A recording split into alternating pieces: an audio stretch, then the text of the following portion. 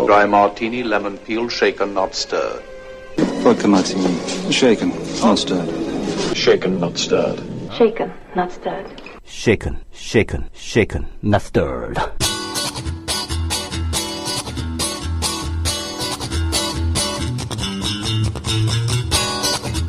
올해 전주국제영화제에서요, 블랙딜 누구를 위한 민영화인가? 라고 하는 제목의 다큐멘터리, 관객과의 대화 행사를 진행했습니다.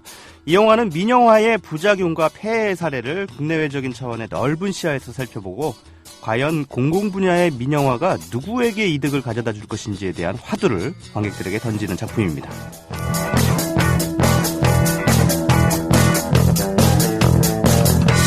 관객들의 질문을 받는 순서가 됐는데요. 첫 질문을 서울에서 온 이른바 명문대학을 다닌다는 대학생이 했습니다. 그 사람은 왜 민영화를 나쁘게만 다루냐? 민영화에 좋은 점도 있을 텐데 그런 부분은 왜 부각을 시키지 않느냐? 이렇게 따졌습니다. 대학생다운 당돌한 질문이더군요. 그런데 한편으로는 좀 씁쓸했습니다. 왜냐하면 그 따짐의 시선이요, 이 사회의 주류 세력과 권력자들, 신자유주의에 물든 보수 세력이 강조하는 그것과 크게 다르지 않았기 때문입니다.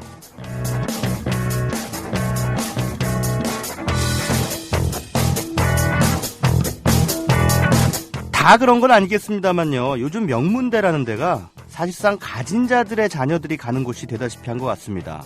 그 부모들의 이데올로기를 그대로 전수받은 이들이니까 그들 가운데 많은 이들이 기성세대만큼, 아니 때로는 그보다 더 보수적입니다. 어쩌면 그 질문을 한 대학생도 엄청난 규모의 사교육 투자에 힘입어 학벌이라는 상징 자본을 획득한 뒤에 이미 스스로가 기득권층에 속해 있다, 이렇게 생각하고 있는 게 분명한 것 같습니다.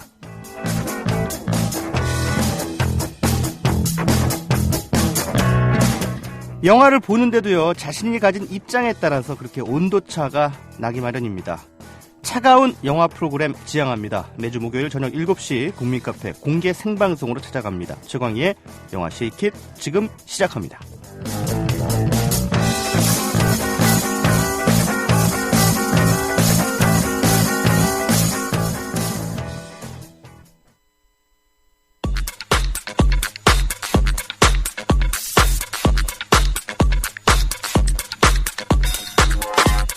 네, 극장가 흥행순위 알아보는 비하인드 박스오피스부터 출발합니다. 상업영화 진영의 흥행순위는 빤합니다. 함께 개봉한 영린, 그리고 표적의 대결에서 영린이 판정승을 거뒀습니다. 어메이징 스파이더맨이 여전히 선전하고 있고요. 빤한 흥행순위 말고 이번 주에는 다양성 영화 진영의 흥행순위를 알아보겠습니다.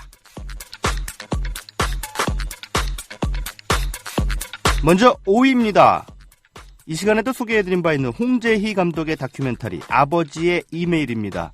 지난달 24일 개봉했는데요. 가정의 달 특수를 타고 있는지 세계단 뛰어올랐습니다. 누적 관객 수는요, 2,900명입니다.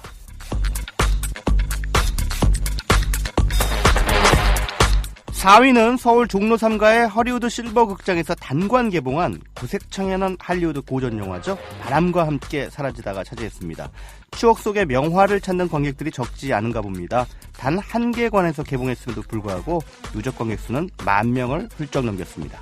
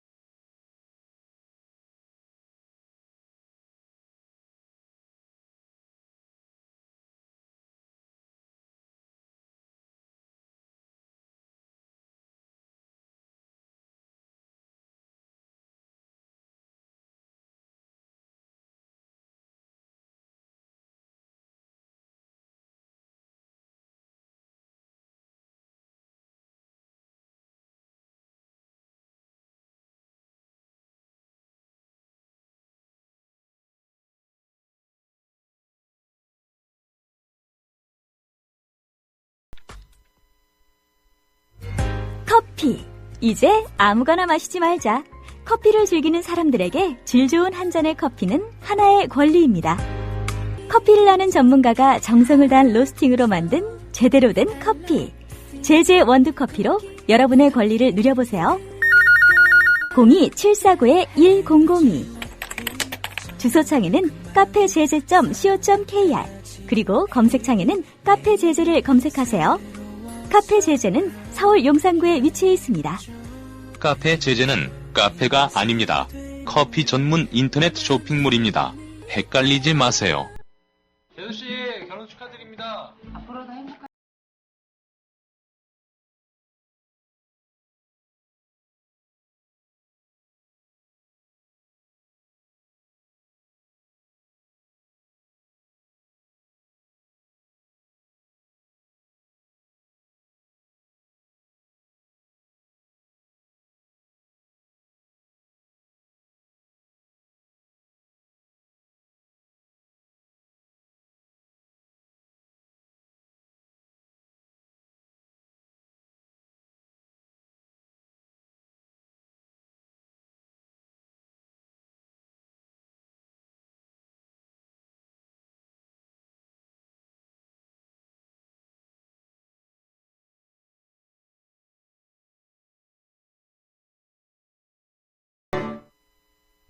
네, 여러분 안녕하십니까. 일주일 만에 돌아온 최광희의 영화 시익이십니다. 한 주일 동안 어떻게 지내셨습니까? 저는 전주국제영화제에 다녀왔습니다. 한 나흘 정도 머물렀는데요. 8편 정도의 영화를 보면서 관객과의 대화, 진행을 보느라고 많이 좀 바빴습니다. 또 덕분에 저녁마다 열리는 파티 자리, 술자리에 계속 돌아다니느라고 좀 과음을 해서 간이 좀 많이 안 좋아졌는지요. 온몸이 막 간지럽네요. 네, 간이 안 좋아지면 몸이 간지럽다고 하는데 제가 지금 그렇습니다. 앞서서 제가 그 다양성 영화 진영의 박스오피스 순위를 알려드렸죠. 들으시면서 좀 어이가 없으셨을 거예요. 네, 뭐 7,700명 모았습니다. 막 26,000명의 1위입니다. 막 이러니까 들으시면서 아니 뭐야 이랬을 겁니다. 뭐 무슨 350만 명, 400만 명, 뭐 1000만 명, 막 이런 얘기들이 막 하고 왔다 갔다 하는 그런 와중에 네. 이 영화진흥위원회 통합전선망 사이트에 들어가 보면요. 일반 흥행순위가 있고요. 그 다음에 다양성 영화 흥행순위가 따로 집계가 됩니다. 이거 왜 따로 집계를 할까요? 그만큼 네, 같이 집계를 하면 아예 순위 자체의 모습이 안 보이기 때문에 따로 떼놓은 겁니다. 그만큼 우리 극장가의 흥행 현상이 굉장히 극단적으로 양극화되어 있다는 얘기죠. 근데 이런 현상도 이것 때문에 그 다양성 영화 박스오피스를 따로 떼가지고 집계를 하는 그런 현상을 말씀드리는 겁니다. 이런 현상도 한편으로는 좀 씁쓸합니다. 여러분들 개토라는 표현 아시죠? 개토. 예전에 그 유대인들을 이렇게 한 곳에 이렇게 모아가지고 따로 살게 하지 않았습니까? 그런 개토처럼, 한국의 극장가에서는 이 다양성 영화도 그냥 니들끼리 놀아라고 하는 하나의 일종의 마이너리그를 만들어 놓고 그 안에서의 흥행 논리들을 어떻게 보면 제공하고 있는 것이 이 다양성 영화 흥행 집계가 아닌가 저는 그렇게 생각이 듭니다. 단 씁쓸한 현상이죠. 주류 영화와 다양성 영화, 메이저리그와 마이너리그, 네, 이것을 완전히 갈라놓고 서로 다른 논리, 서로 다른 잣대로 재고 있다는 것. 그만큼 우리의 영화 문화가 다양하지 못하다라고 하는 또 다른 반증인 것 같습니다. 자, 이번 주도 다양한 순서로 좀 진행을 해보려고 했습니다만 제가 전주 영화제를 다녀오는 바람에 개봉작들을 챙겨보지 못했습니다. 그래서 이번 주 개봉작 두루치기는 참고로 쉽니다. 네, 안 하겠습니다. 보지도 않았는데 어떻게 소개를 하겠습니까, 제가. 네, 뭐 일부 영화 프로그램에서는 안 본 영화를 대충 뭐 줄거리 짜깁기 해가지고 소개도 하고 그러는데요. 저는 그딴 짓은 못하겠습니다. 네, 그래서 이번 주 개봉작 두루치기는 쉰다는 말씀 드리고요. 섞지 말고 흔들어로 이어가겠습니다.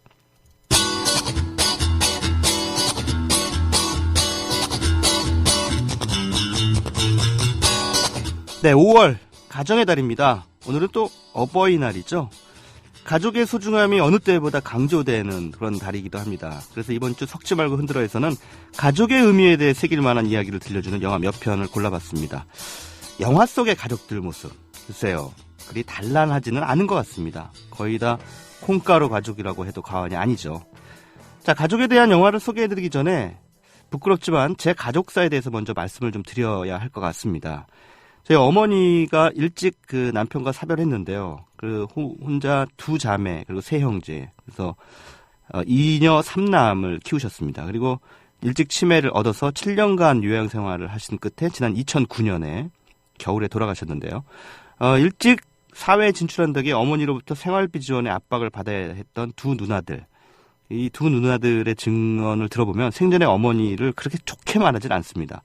누나들이 어떻게 평가하냐면요. 어머니는 한마디로 아주 모질고 독하고 자식들에게도 그렇게 살갑지 않은 그런 분이라고 합니다.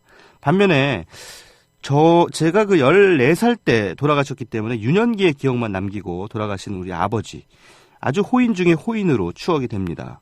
누나들이 말하는데 항상 인자하고 자상한 분이 모진 어머니를 만나 고생만 하셨다, 이렇게 아버지에 대해서 얘기를 하더라고요.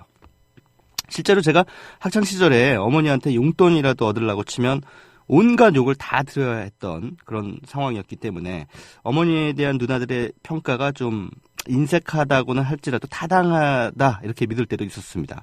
하지만 머리가 좀 여물고요. 어머니한테 이러저런 집안의 내력을 들으니까 생각이 바뀌었습니다. 우리 어머니는요, 평생을 실업자로 전전하신 아버지를 대신해 시장 삭바느질로 생기를 유지해야 했는데요. 그런 어머니가 조금 강팍하고 모진 성품을 지니게 되신 게 일견 이해가 되는 거죠. 그렇다면 아버지는 왜 그렇게 무능했을까? 또 들여다보니까 거기에도 이유가 있었습니다.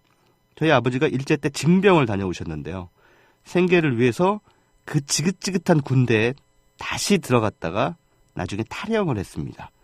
그 뒤로 어디에도 취직할 수 없는 도망자 신세로 전락하고 말죠.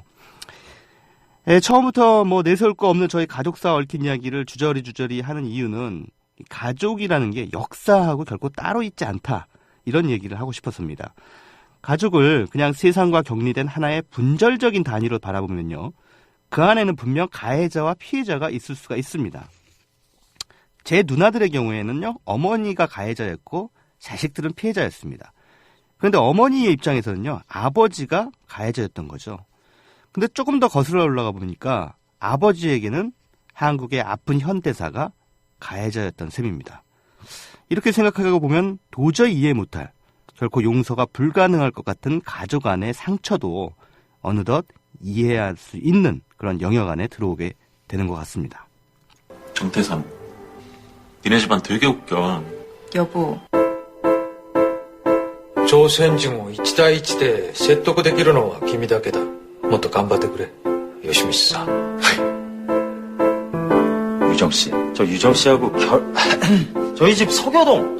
박숙씨, 라면 위에 티파니가 있네요. 저하고 결혼해 주십시오.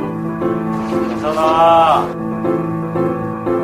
당신 정도면 줄이야. 사장형! 김서방 왜 이래, 착한 척 그만하고 그만 징징대.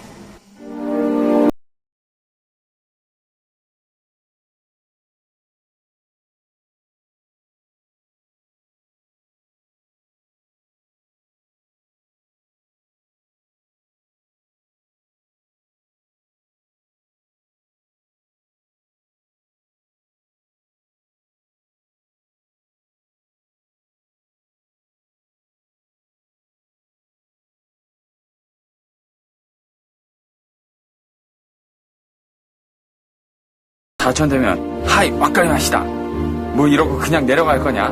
감도 안 해도 돼. 한 자리 하셔서 지들끼리 뭉쳐다니고 그래야 돼? 접시 아래에 돈이 있네요? 네, 방금 예고편으로 들으신 영화 박동훈 감독이 연출하고 지난 2010년에 개봉한 계몽영화라는 작품입니다. 이 영화는 앞서 제가 말씀드린 역사와 가족의 함수관계에 대한 통찰을 제시하고 있다는 점에서 더욱 남다른 작품으로 제게 다가왔는데요.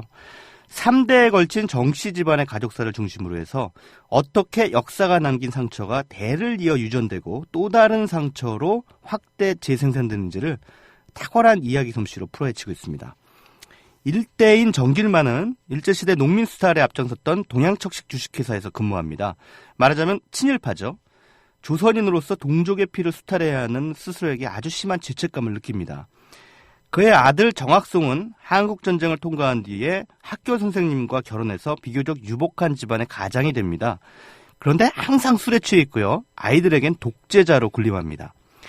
정학송의 딸 정태선, 산대죠. 정태선은 남편을 기러기 아빠로 남겨둔 채 아이와 함께 미국에서 생활합니다. 아버지인 정학송의 임종이 다가오자 태선은 급히 귀국하는데요. 왠지 아버지를 대하는 태도가 살갑지 않습니다. 게다가 그녀는 자신의 무능해 보이는 남편과도 소원해 보입니다. 이 영화는요, 정길만이 살았던 1930년대와 정학송이 그의 처가 될 유정을 만나게 되는 1960년대, 그리고 태선에게 유년기의 상처를 입혔던 1980년대, 그리고 현재를 오가면서 이 가족을 둘러싸고 있는 두터운 치부의 껍질을 하나둘씩 벗겨나갑니다. 영화 개몽영화의 주요한 영화적인 공간은 지금은 방치된, 하지만 정길만이 마련하고 정학송이 가정을 꾸렸으며 정태선에게는 지옥과도 같았던 서울 서교동의 한 양옥집입니다. 영화는 이 공간의 과거와 현재를 마치 메비우스의 띠처럼 엮으면서 상처의 연대기를 구축하는데요. 그리고 이 집안을 군림해온 이중성의 근원을 파고 들어갑니다. 일대 정길만의 처지는 어찌 보면 역사가 강요한 이중성이죠. 그는 조선인이지만 조선인을 수탈해야 합니다. 자주 악몽을 꾸지만 자신에게 보장된 안정으로부터 도망칠 용기가 없습니다. 그런 친일파 아버지로부터 든든한 부를 이어받은 정학송은 그가 물려받은 안정된 삶의 배경에 대한 정당화를 수행해야 합니다. 친일 행적의 아버지를 인정하면 그 순간 자신의 근거도 사라지기 때문이죠. 그래서 그의 방법론은 이 시대의 기득권적인 질서에 편입하는 겁니다. 그래서 그는 사회적인 약자를 빨갱이라고 부르는데 주저하지 않습니다. 카라얀을 칭송하고요. 다큐멘터리 실크로드를 즐겨볼 정도로 문화적인 기품에 집착하죠. 그러면서도 가족을 대하는 태도만큼은 전혀 문화적이지가 않습니다.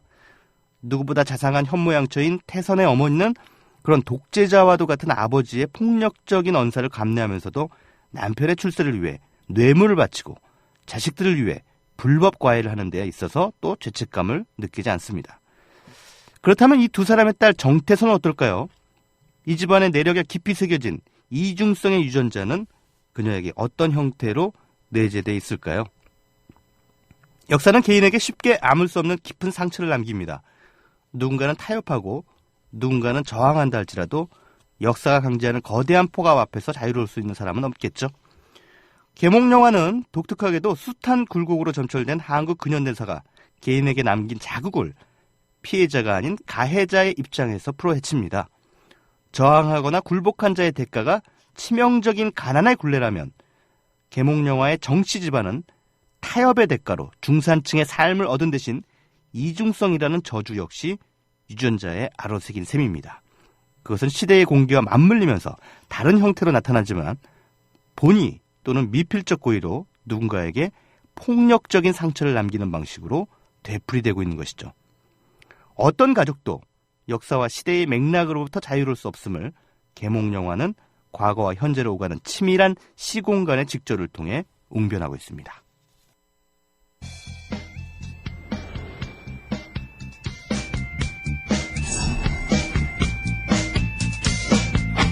다른 애들은 다 수업하는데 혼자 복도에 나와 있을 때 기분 묘하고 가슴 설레이지 않니?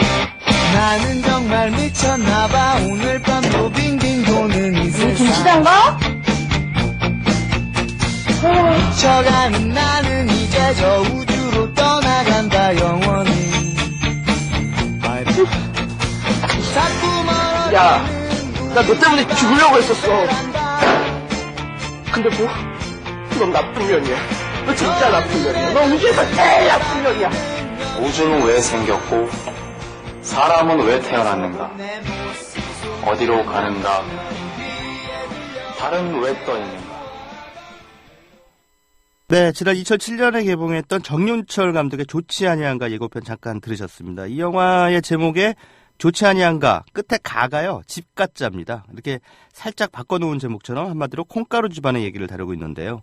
학교 선생인 아빠 심창수는 학생들에게 비웃음이나 사는, 게다가 집안에서도 남편으로서나 가장으로서나 특별한 권위를 갖지 못하는 그야말로 고개 숙인 남자의 전형입니다.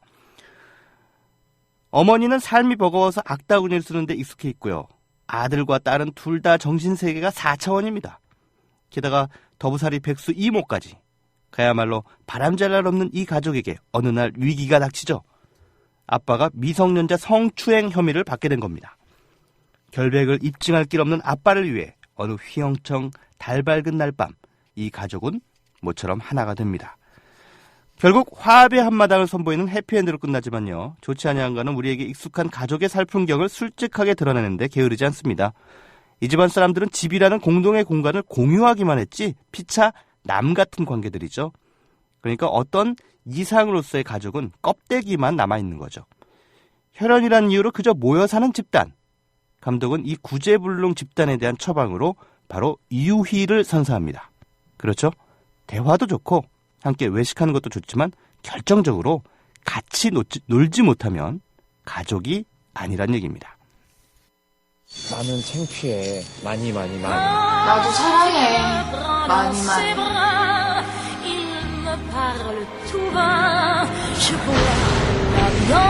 남들이 너 좋아하는 거 아니야.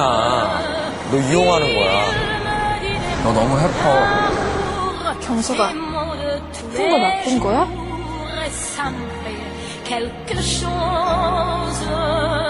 아, 왜 근데 제대하고 집에 안 들어온 제 동생 있다 그랬잖아요. 네, 김태형 감독의 영화 가족의 탄생이죠. 이 영화는 한 걸음 더 나아가서 전통적인 혈연 집단으로서의 가족 개념을 파기해버립니다.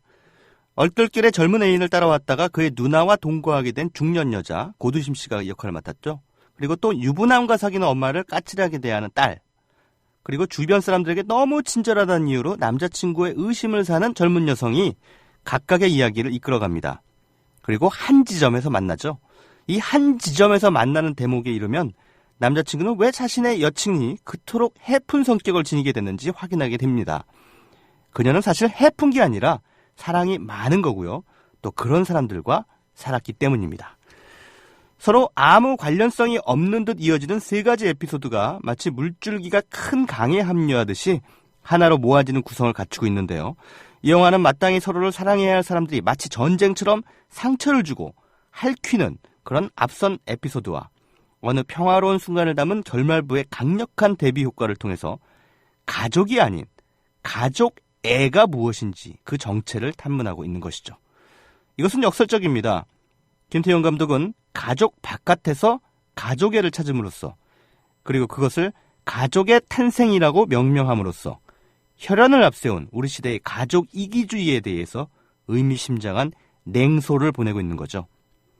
또 하나 재미있는 것은 결말부에 가장 이상적인 가족상이 제시될 때 남자들의 존재감은 거의 사라지고 없다는 겁니다. 요컨대 지지고 볶는 갈등의 중심엔 언제나 남자들이 있지만 평화는 여자들이 일군다. 이런 얘기처럼 들리네요. 네, 전쟁과 평화, 남자와 여자. 자, 우리 시대 많은 가족이 빠져있는 모순은 그 시공간이 너무 일상적이기 때문에 생겨난 건지도 모릅니다. 아니면 너무 소중해서 내 가족이 아닌 다른 일을 보지 못하기 때문인지도 모르죠. 그래서 거꾸로 가족은 곧잘 눈에 보이지 않는 폐허로 변하고 말죠. 가장 소중한 이에게 가장 치명적인 상처를 내는 전쟁터로 바뀌는 거죠. 그 전쟁터를 처연한 시선으로 바라보고 있는 앞서 소개해드린 두 영화는 함께 기쁨을 나눌 수 있어야 가족이며 세상 밖에 나갔다가 생긴 상처를 핥아주고 치유해주는 게 바로 가족애의 본질이라고 부르짖고 있습니다.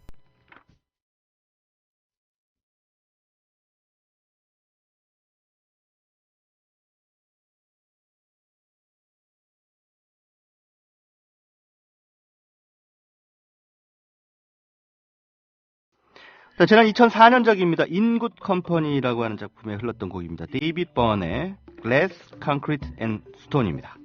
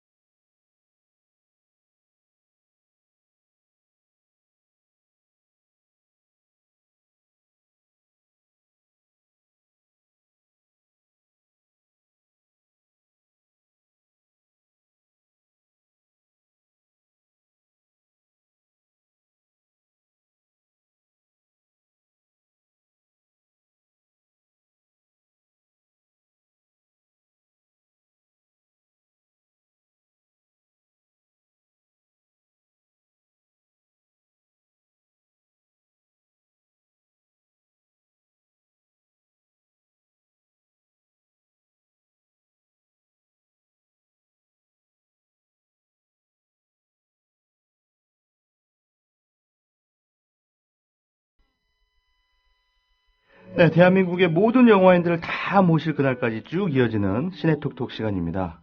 자, 이번 주에도 특별한 게스트 한 분 모셨습니다. 여러분들 독립영화 전용관, 예술영화 전용관 많이들 가시나요? 그 동네 멀티플렉스에 붙어있는 그 작은 예술영화 전용관, 뭐 이를테면 CGV 무비콜라주라든가 뭐 롯데시네마 아르떼 이런 데 말고 단독 건물로 되어 있는 그런 독립영화 전용관들이 있죠. 그런 데가 존재하는지조차 모르는 분들이 상당히 많으세요. 보통은 또 발품을 좀 팔아서 가셔야 되는 그런 곳이라 더더욱 좀 뭐랄까요. 그늘에 이렇게 있는 경우가 많은데요. 저쪽 광화문에 가면요. 인디스페이스라고 하는 독립영화 전용관이 있습니다. 네. 어떻게 보면 한국 독립영화의 메카와도 같은 그런 공간이라고 할 수 있겠는데요. 오늘은 바로 그 인디스페이스의 이현희 프로그래머님 모시고 독립영화 전용관, 예술영화 전용관 운영의 이모저모에 대해서 알아보겠습니다. 자, 이현희 프로그래머님, 안녕하십니까? 네, 안녕하세요. 네, 바쁘신 와중에 이렇게 찾아주셔서 감사드립니다. 네, 불러주셔서 감사합니다. 네, 지금 어떻습니까? 그 인디스페이스가 좀 바쁜 시즌인가요? 아니면 조금 한가한 시즌이라고 할 수 있나요? 사실 독립영화 전용관에 특별히 그런 시즌은 없는데요. 네네. 뭐 개봉작들 계속 지금 상영 중에 있고 네. 아직 뭐 기획전이나 이런 것들은 없어서 그냥 평상시대로 예 굴러가고 있습니다. 평상시대로. 네. 평상시대로 팔이 날리고 있는 거 아니에요? 네. 잘 알고 계시네요. 지금 그 인디스페이스가 원래는 이제 제가 알고 있기로는 을지로 입구에 있는 중앙시네마 자리에 있었어요. 네네. 그러다가 2009년인가 폐관됐던 걸로 알고 있는데 예예. 그 이후에 재개관될 때까지 우여곡절이 많았죠. 네, 많았죠. 지금 중앙시네마 자체가 폐관이 됐고 사실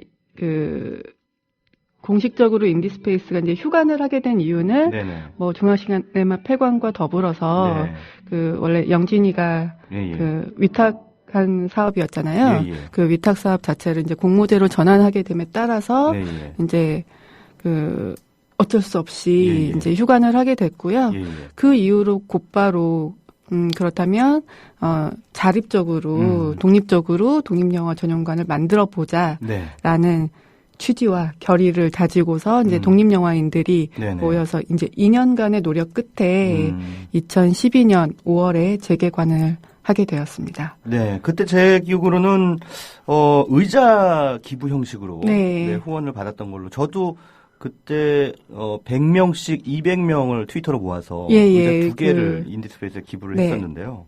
얼마나 많은 영화인들이 여기다 기부를 하셨나요? 그 인디스페이스 좌석이 총 110석이에요. 110석. 네, 그렇게 해서 110석 좌석이 온전히 사람들의 이름으로 가득 차 있고 지금 아까 말씀하신 것처럼 그 100인 나눔자리로 해서 이제 4좌석 정도 사람들이 이제 모아서 이렇게 100인 나눔자리를 만들어 주셨는데 그것까지 다 합치면 한 이제 500명 정도 500명. 후원을 해 주신 거고 뭐 이렇게 나눔자리 외에도 주춧돌 후원회원으로 뭐 10,000원부터 뭐 크게는 100만 원까지 이렇게 십시일반 후원을 많이 해 주셨죠. 독립영화와 예술영화를 사랑하는 분들의 그야말로 진심이 모여져서 만들어진 그런 순수한 의미에서의 인디펜던트, 독립 영화 전용관이다 이렇게 부를 수가 있을 것 같습니다. 사실 그 100인 나눔자리도 아이디어는 제가 원래 내가지고 두 좌석을 그런 식으로 해가지고 모아가지고 했더니 그 김조광수 감독님이 야, 그 아이디어 좋다 그러면서 뺏어가셨어요. 그래서 그분이 또 100인 나눔자리 두 좌석을 만들어가지고 또 그리고 개인적으로 서울아트시네마의 시네필 회원들이 또 모여서 그 그렇습니다. 100인 나눔자리를 만들어 주셨고 결국은 이제 관객들이 많이 인디스페이스라는 공간을 많이 그리워했던 것 같고 독립영화 전용관이라는 곳의 필요성에 대해서 이렇게 뭐 영화인들뿐만 아니라 관객들도 굉장히 적극적으로 동의하고 있지 않았나 하는 생각이 들었습니다.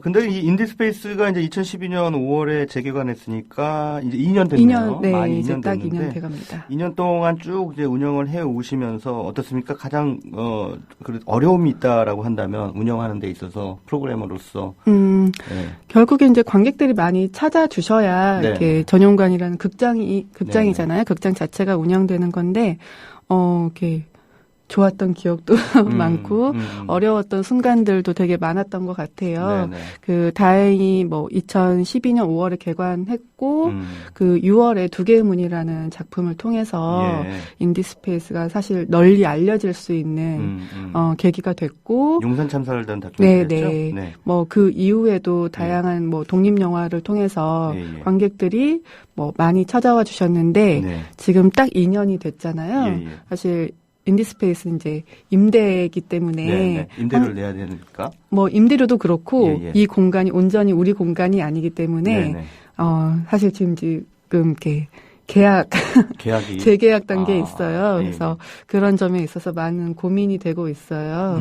뭐 인디스페이스 초반에 재개관할 때도 가장 고민됐던 부분들이 공간의 안정성 부분과 운영의 지속성 부분이었거든요. 그래서 2년을 맞이한 지금 또 다시 같은 문제에 고민이 있어서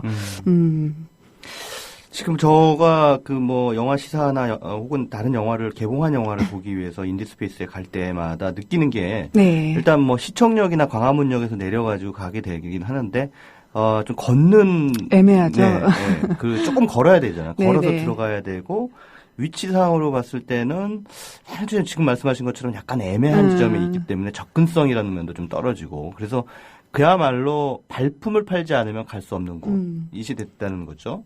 그래서 반드시 인디스페이스에서 그 영화를 봐야 된다라고 하는 그런 정말 열정이 아닌 곳에서야 애써 찾기가 상당히 힘든 곳이기도 해요. 그 길 설명을 한번 간단하게 드리자면 사실 뭐 예술 영화 좋아하시는 분들은 시네큐브 극장 많이 아실 거예요. 광화문 시네큐브 바로 시네큐브 맞은편 바로 극장이고 또 이렇게 서울 역사박물관이라는 서울의 대표적인 명소가 있는 곳 바로 옆에 위치하고 있습니다. 근데 건물이 되게 상당히 보면은 외관도 예쁘고요. 작지만 아기자기하면서도 오밀조밀하게 잘 만들어졌고 또 독립영화 전용관이기 때문에 상당히 그 소박한 느낌이 들면서도 그 안에서 트는 프로그램들은 또 여타 다른 멀티플렉스에서 볼 수 없는 그런 차별화된 프로그램이 이제 돼 있는데 앞서도 제가 말씀드렸다시피 입지 조건이 관객들에게 아주 편의적이지 않고 또 게다가 최근에 관객들은 멀티플렉스 위주의 그런 관람인태를 보이고 그게 이제 습관화가 돼 있기 때문에 참 그 부분은 해결하기 어려운 난제일 것 같아요. 항상 고민이 되고요. 그러니까 뭐 예를 들어 지금 항공주 지금 이슈를 일으키고 있는 항공주 같은 경우는 200개관 이상의 스크린에 걸렸고 물론 인디스페이스도 상영을 하고 있죠. 그런데 관객들은 이제 가까운 극장을 당연히 찾아갈 테니까 이런 환경 속에서 인디스페이스가 어떻게 좀 더 관객들에게 다가갈 수 있느냐 하는 거는 어떤 조금 멀티플렉스와는 다른 노력들이 필요한 것 같아요. 아까 말씀하신 것처럼 극장이라는 공간이 주는 어떤 다른 분위기 그리고 뭐 일반 멀티플렉스에서 관객과 대면하고 있는 것과는 조금 다른 관객과 면대면으로 이렇게 서로 이렇게 접촉하고 이야기 나눌 수 있는 분위기를 전달할 수 있는 것도 굉장히 중요한 것 같고 결국은 또 다른 한편에서는 같은 영화를 틀더라도 이 영화가 어떻게 관객들에게 조금 더 오래 그리고 조금 길게 보여줄 수 있는지를 고민하는 것들이 이제 저희가 이제 많이 고민하는 부분들인 것 같아요. 그 멀티플렉스에서는 사실 뭐 잘 된다고 해도 2주 이렇게 가고 뭐 이렇게 또 다른 영화로 교체되고 하는데 이런 단관 독립영화 극장이나 예술영화 전용관들은 그것과는 조금 다른 상영 전략을 취하고 있지 않을까. 제가 보기에는 그 예술영화 전용관 시장도 일종의 부익부 빈익빈이 있는 것 같아요. 그렇죠. 이를테면 CGV 계열의 모비콜라주가 뭐 지금 한 20여 개 정도 관을 운영하고 있는데 아무래도 백화점식 그 멀티플렉스 안에 들어가 있으니까 관객들의 접근성이 훨씬 편하고 그러다 보니까 그쪽을 더 독립영화들도 선호하게 되고 이러다 보면 또 인디스페이스나 또 이 강남 쪽에 있는 아트나인이나라고 하는 그런 그 단독 그 독립영화 전용관들은 약간은 뭔가 소외되는 그런 현상으로 좀 이어지지 않을까 하는 생각이 들거든요. 어떻습니까? 그 무비콜라주와 인디스페이스는 상생 관계입니까? 적대적 관계입니까? 적대적 관계라고 말하기는 예. 애매하죠. 그러니까 그 독립영화가 일정 정도의 관객을 확보하기 위해서는 네네. 결국에는 스크린 자체의 수도 필요한 거고 네. 그렇기 때문에 무비콜라주를 적대적으로 이렇게 바라보고 있지는 않지만 네. 그래도 이제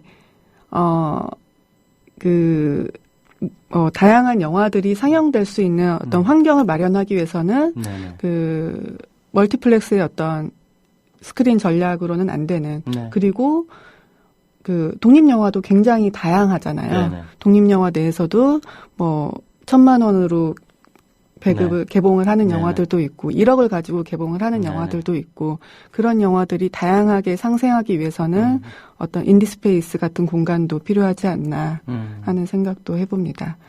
그러니까 제가 계속 반복해서 여쭤보는 말씀은 뭐냐면 관객들의 편이라고 하는 차원에서 인디스페이스가 과연 어떤 차별성을 가지고 있느냐, 어떻게 그 관객들을 공략할 것이냐라고 하는 그런 그 딜레마라고 하는 데 대해서 어떤 해법을 지금 가지고 있느냐는 거죠. 왜 제가 이런 공격적인 질문을 자꾸 던지냐면 저도 지분이 있기 때문입니다. 네. 인디스페이스에 의자를 기부한 지분이 있기 때문에 지금 무꼴이나, 그러니까 우리 흔히 무꼴이라고 부르죠. 무비콜라주라든가 아르테라든가 이런 쪽으로 몰려가는 관객들을 인디스페이스를 끌어당길 수 있는 방법이 뭐냐. 아니면 또 새로운 잠재 관객들을 끌어당길 수 있는 방법이 뭐냐라고 했을 때 뭔가 차별화된 포인트가 보이지 않는다는 겁니다. 그게 사실은 가장 큰 딜레마인 것 같은데 어떤 고민들이 있고 또 그거에 대한 해법으로 무엇을 지금 생각하고 계신지 좀 구체적으로 말씀해 주신다면요. 사실 뭐 명확한 해법을 네. 알면 네네. 뭐 저희도 그 해법을 당연히 쓰겠죠. 모든 걸 다 관객들의 탓으로만 돌릴 수는 없죠. 그렇진 않죠. 네. 네. 물론 관객들을 저희도 이제 끌어오기 위해서 네. 다양한 노력들을 하고 이제 그 노력들이 어떤 일종의 이벤트와 같은 네. 뭐 토크 프로그램이랄지 뭐 그런 것들을 뭐 주기적으로 한다거나 그리고 뭐 아까도 말씀드렸다시피 어떤 독립영화가 이렇게 짧게 개봉되고 바로 뭐 IPTV로 빠지고 네네. 부가로 빠지는 게 아니라 극장이라는 공간에서 네. 관객들에게 온전히 보여줄 수 있는 뭐 환경을 제공한다든지 이런 부분들에 대한 노력들은 하고 있어요. 그래서 뭐 저희는 기본적으로 어떤 영화가 한 편이 개봉이 되면 온전히 그 영화에게 모든 회차를 주긴 힘들지만 네네. 뭐 한 달 이상의 장기적인 상영 전략을 통해서 관객들은 워낙에 이 영화를 늦게 접하잖아요. 네네. 소식을 늦게 다른 뭐 이렇게 대기업의 정보 자체가 제한이 돼 있죠. 제한되어 있고 네. 어쨌든 적은 홍보 마케팅으로 이렇게 각계전투하고 있지만 결국은 늦게나마 알게 되는 관객들이 나중에 찾으러 봤을 때는 아무 데서도 이제 상영하지 않는 거고 그럴 때 인디스페이스나 이런 공간들에서는 뭐 일주일에 몇 번이지만 그래도 꾸준히 상영을 해주면서 관객들과 만날 수 있는 어떤 창구가 되어주는 것. 예를 들면 지금 작년에 1년 동안 상영을 했던 영화가 있어요. 이게 이제 어떤 영화죠? 이혁상 감독님의 종로의 기적이라는 영화인데 그 영화는 뭐 이렇게 어떤 이유 때문에 뭐 부가에 상영되지 않고 오로지 극장에서만 볼 수밖에 없는 그런 영화들에 있어서는 뭐 1년이라는 뭐 일주일에 단 한 번이지만 그래도 꾸준히 관객들에게 보여줄 수 있는 환경을 만드는 거죠. 일단 중장기적으로 어떤 영화가 바로 내리지 않고 계속해서 노출될 수 있는 환경. 그래서 나중에라도 그 영화를 챙겨볼 수 있게끔 만들어주는 것. 이게 또 좋긴 한데 한편으로는 참 장사 안 되는 방식이네요. 이 멀티플렉스 친구들이 괜히 그냥 막 내리겠어요? 네.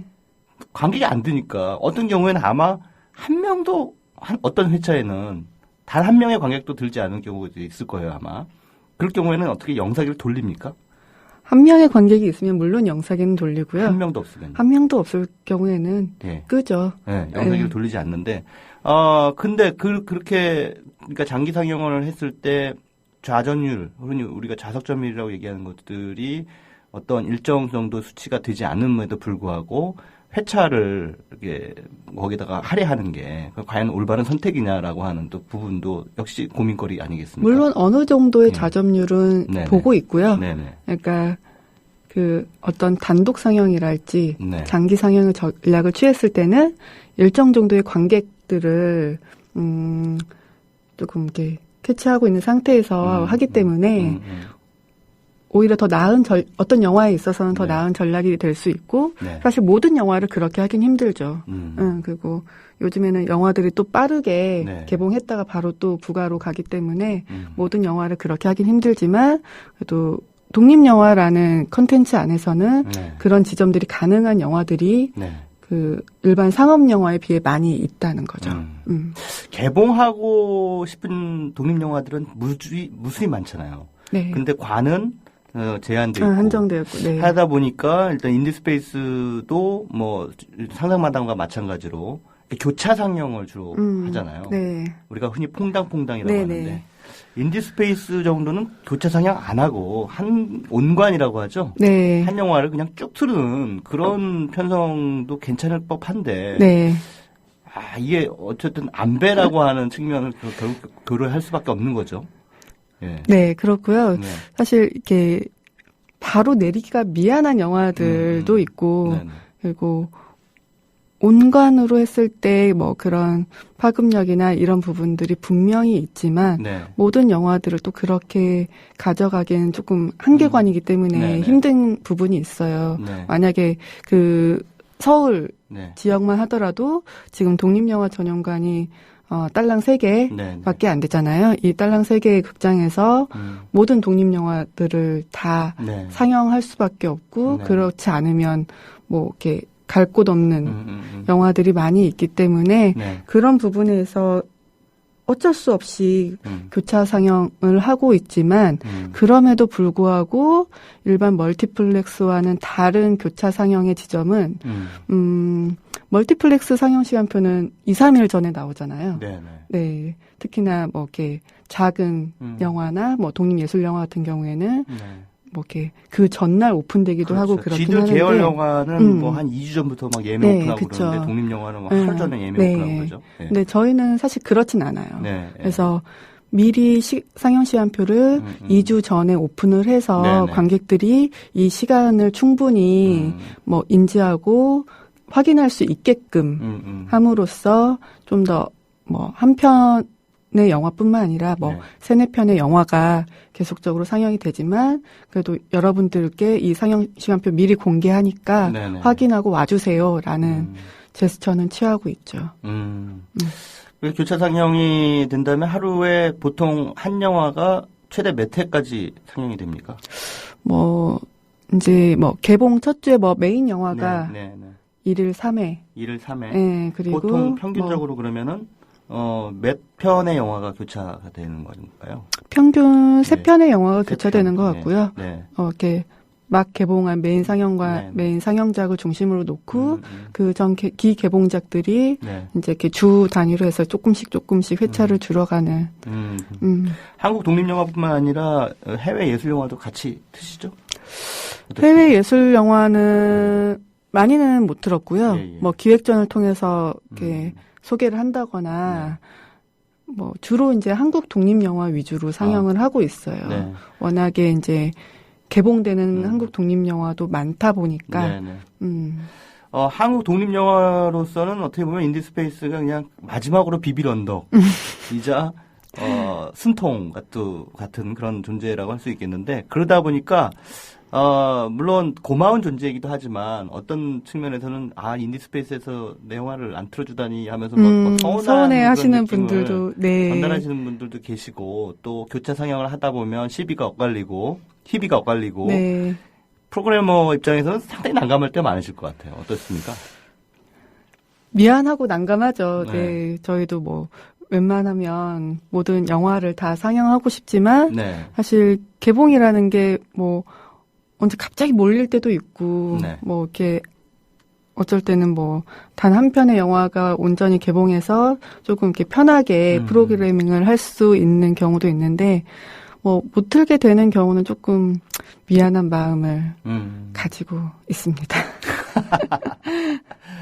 너무하는 거 아니야? 뭐 이러면서 막 전화해가지고 막 항의하고 그러기도 합니까? 항의하진 않아요. 항의하진 않는데 직접 항의하진 않는데 이렇게 건너 인디스페이스에서 내 영화 틀고 싶었는데 하는 얘기를 들으면 뭐 그거는 기억하고 있어요. 기억하고 있다가 나중에라도 어떤 뭐 기획 상영이랄지 이런 부분에 있어서 항상 염두에 두고 있다는 거 감독님들이 알아주셨으면 하는 바람입니다. 네, 알겠습니다.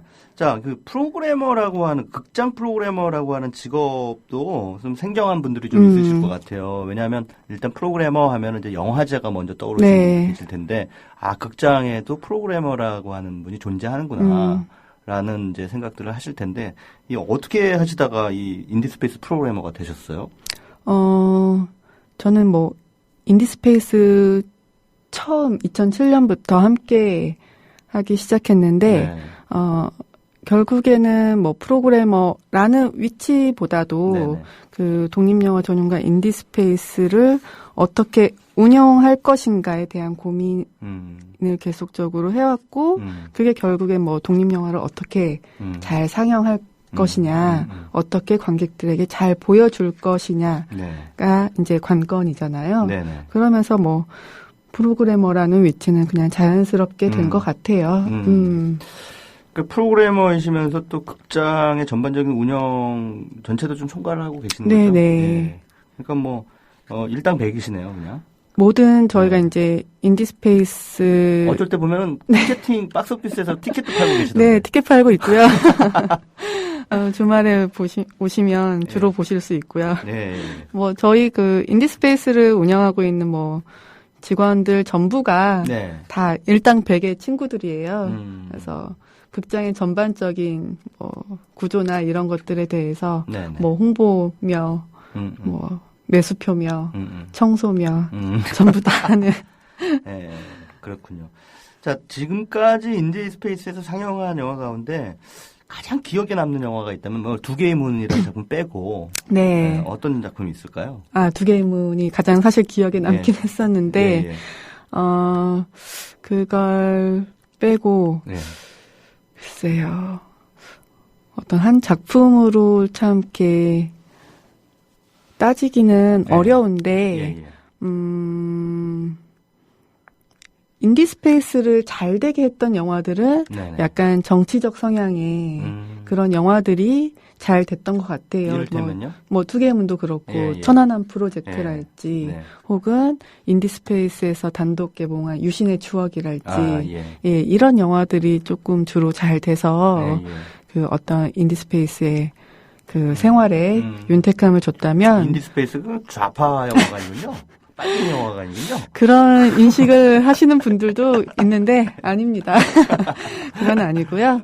뭐 그런 영화들도 기억에 남지만 뭐 아까 말씀하셨다시피 독립 영화인들이 결국에는 비빌 언덕 가장 이렇게 찾아오고 싶어하는 자기 영화를 상영하고 싶어하는 극장이라는 인식에 있어서는 뭐 잘 모르시겠지만 뭐 그 왕자가 된 소녀들이랄지 이런 영화들 단독 개봉 통해서 했던 영화들 그리고 뭐 작년에 뭐 최광희 기자님도 잘 아시겠지만 뭐 죽지 않아랄지 혹은 뭐 벌거숭이랄지 관객들에게는 잘 알려지진 못했지만 결국에는 인디스페이스가 있었기에 만날 수 있었던 그런 영화들이 조금 이제 애정과 더불어서 조금 아쉬움과 더불어서 기억에 남는 편이네요.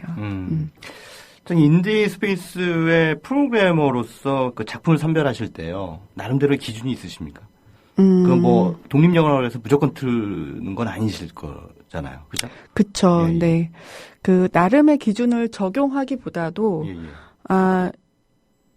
뭐 사실 웬만하면 전부 보여주고 싶은 욕심은 있지만 그 뭐 이렇게 안 하게 되는 이유에 대해서는 어떤 이제 감독이나 뭐 배급사 분들께 충분한 설명이 돼야 되기 때문에 그런 부분에 있어서는 일정 정도 룰까지는 아닌데요. 그 기준이 명확치 않아요, 이게. 기준이 없어요? 사실 이렇게 프로그래머를 하다 보면 이게 약간 기준이 명확치는 않아요. 이게 물론 애정이 있어서 이 영화는 꼭 틀어야지 하는 영화들도 있지만 이 영화는 이런 의미가 있기 때문에 꼭 관객들에게 보여주고 싶다라는 그런 것도 있고, 영화마다 각각의 다 특성들이 다르기 때문에, 그때 다른 것 같아요. 인디 스페이스 프로그래머가 규정하는 인디의 개념은 뭡니까? 인디 영화의 개념은? 어렵네요. 이런 이렇게 되게 원론적인 질문 받았을 때가 사실 가장 난감한데, 결국 어떤 의지 같아요. 독립영화 자체가 어떤 제작에 있어서랄지, 제작 방식이랄지, 배급 방식이랄지, 결국엔 의지의 문제가 있는 거고, 그런 의지나 어떤 것들을 가진 영화라면, 독립영화이지 않을까. 그 흔히 우리가 인디 스피릿이라는 말을 많이 쓰는데, 인디 정신이라는 표현이요. 그 요즘 최근에 어떤 모든 독립영화가 다 그런 건 아니지만, 일면으로는 그 주류 상업영화로 진출하려고 하는 그런 상황에서 어쩔 수 없이 예산이 부족하기 때문에 만들어진 그런 영화들도 있고, 이것을 과연 인디 영화로 분류할 수 있을 것인가? 이를테면 메이저 배급사의 투자를 받지 않았다고 해서 무조건 인디 영화인가? 그 안에 인디 스피릿이라고 할 수 있는 것이 없다면, 이 사회에 대한 어떤 도전적인 문제 제기를 던진다든가 라고 하는 그런 작품이 아니고, 상업영화적인 드라마tur기를 그냥 그대로 약간 촌스럽게 뿜어내는 그런 작품들이 분명히 존재하는데 인디 영화로 우긴단 말이죠. 그런 거에 대해서는 어떻게 생각하십니까? 사실 그런 얘기는 독립영화 초기에도 계속적으로 나왔던 얘기고, 이렇게 독립영화라는 어떤 타이틀을 가지고 상업영화로 진출하기 위한 어떤 통과 의례 같은 얘기는 현재 시점에서 나온 얘기는 사실 아니잖아요. 줄곧 나왔던 줄곧 나왔던 얘기고, 결국에는 예전에 김곡 김성 감독도 그랬어요. 독립영화 하는 사람들이 전부 상업영화로 가기 위해서 독립영화인인 척한다고 그렇게 하면서 자기들은 상업영화 찍더라고요. 근데 요즘에는 이렇게 독립영화 라고 우리는 이제 생각하고 영화를 상영하고 독립영화로 소개하는데 이제 감독님들이 이제 자기는 독립영화 아니라고 하시는 경우도 있고, 독립영화라고 하는 게 더 흥행적으로 불리하기 때문에 그런 거죠. 그럴 수도 있겠죠. 네. 근데 그런 것들은 이제 어떤 판단을 강요할 수는 없을 것 같아요. 판단을 강요할 수는 없을 것 같고, 결국에는 나는 혹은 우리는 이 영화가 이런 의미가 있기 때문에 독립영화로 소개해 드립니다. 관객분들은 이렇게 한번 영화 보시고 어떻게 생각하는지 같이 얘기해봐요. 이런 식의 과정들이 필요하지 않을까. 이건 독립영화 아니야. 이건 독립영화야라고 평가할 수는 없는 거잖아요. 알겠습니다. 자, 마지막으로, 우리 관객 여러분, 그 방송 들으시는 청취자 여러분께 인디스페이스 좀 많이들 찾아주십시오. 라는 말씀도 좋고요. 한 말씀 마지막으로 해주시죠. 네, 인디스페이스 이 방송 들으시고, 이제 어디에 위치해 있는지 한 번쯤 찾아봐 주셨으면 좋겠고, 지금 상영되고 있는 영화들, 그리고 곧 상영될 영화들에 대해서 관심 가져주셨으면 좋겠고요. 이렇게, 인터뷰 중에 잠깐 말씀드리긴 했지만, 인디스페이스라는 공간은 이렇게 십시일반, 이렇게, 관객들의, 영화인들의 후원을 모아서, 마련된 재개관한 공간이고, 지금도 계속적으로 후원을 모으고 있어요. 이렇게, 관객 여러분들이 독립영화에 대한 애정을 가지고 계시다면, 영화도 많이 보러 와주시고, 기회가 된다면 후원도 부탁드리겠습니다.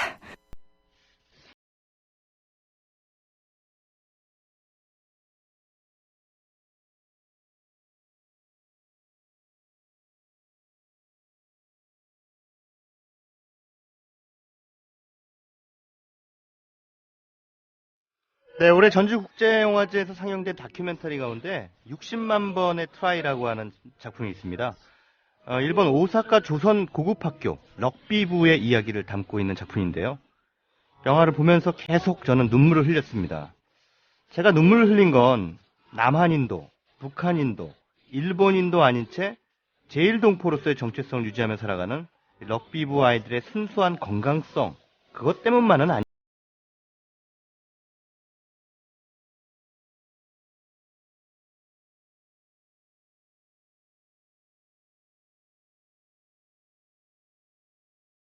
오사카 조고 럭비부 개개인의 선수들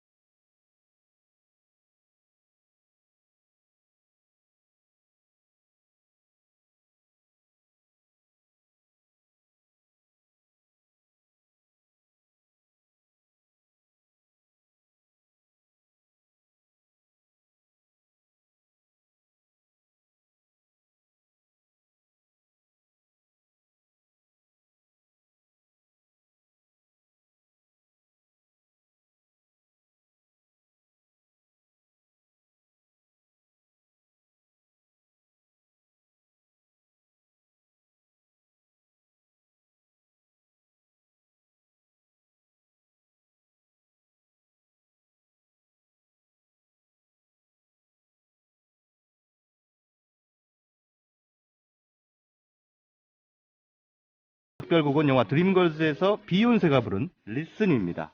다음 주까지 즐감하십시오.